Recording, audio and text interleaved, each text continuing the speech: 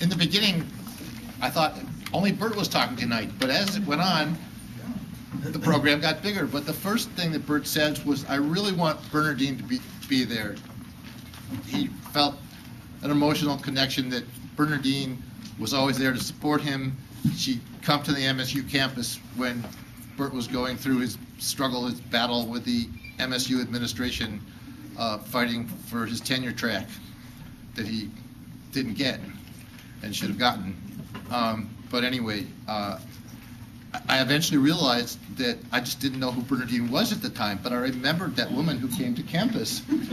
But I didn't even realize that when I met her in New York in 1981, and she was warm and gracious, and I said, oh yeah, later I met her before. Anyway, here's Bernardine Dohrn. Yeah.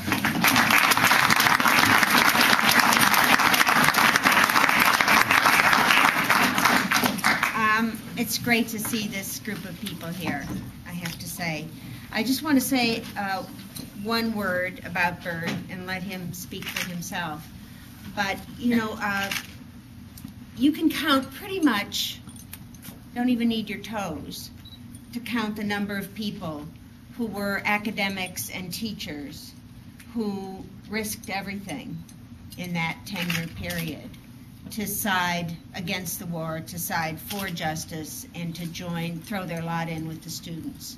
I can only think of 3 or 4 people, well, maybe 5 or 6, who did what Bert did.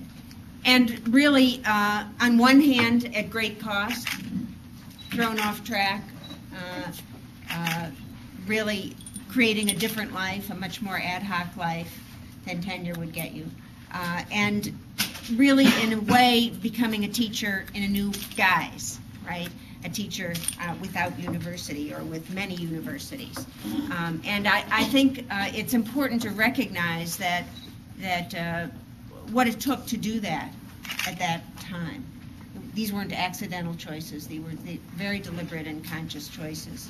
And Bert laid down a path that was, you know, a model and admirable. And he stayed the course. Another kind of extraordinary thing. I think actually it's not extraordinary, and my experience just traveling in the last 10 years has been that, you know, the majority of people who are activists have stayed the course in a way, in a variety of ways, devoted to overthrowing everything hateful about this government and corporate structure that we live in, capitalism itself, himself, and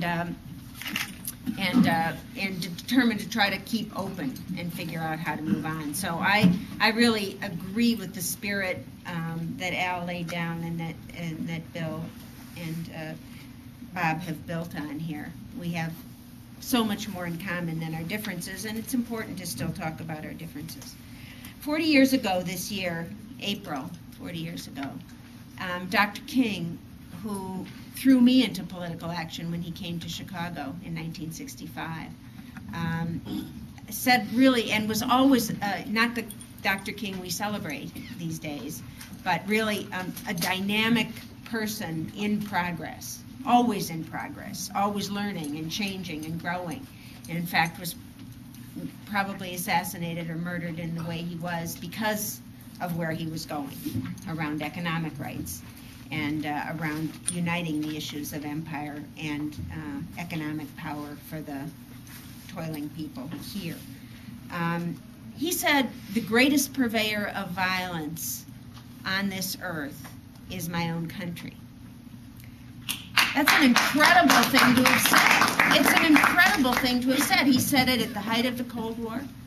He said it at the height of the Vietnam War. But he said it at a time where all of the forces around him didn't want him to say it, didn't want him to think it. It wasn't like he had a lot of support in making that move. He really, again, was breaking with the churches.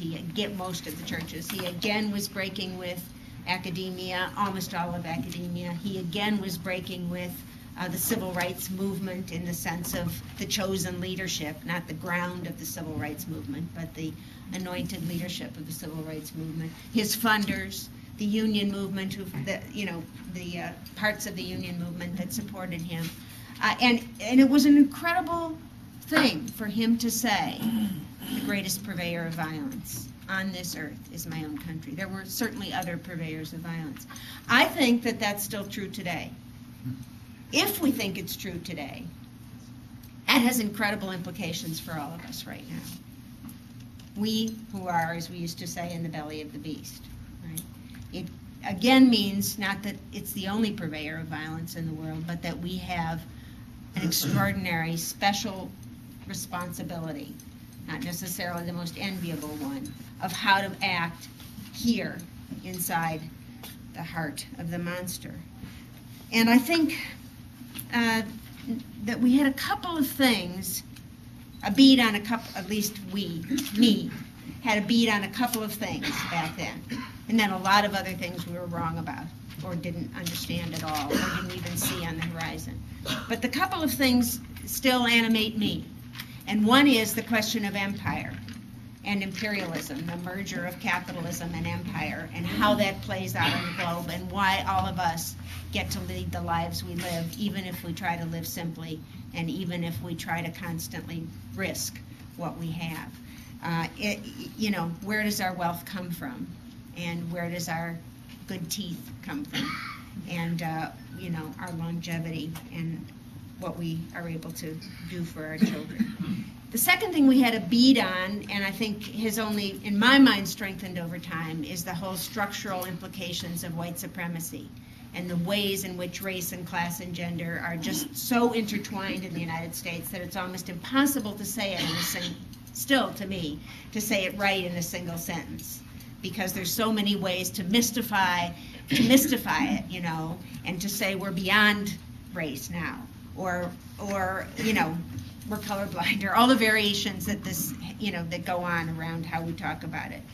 And I think I just want to note that one of the beautiful things that you said in talking about the realities and the nitty-gritty of Kent State and about state power is that there has always been at Kent State still a kind of a fabulous effort to unite the Kent State experience with the Jackson State experience, which happened within the same 10-day period, And so you have an all-black school in the South where students are shot down at the same time as you have the Kent State experience here in the heartland.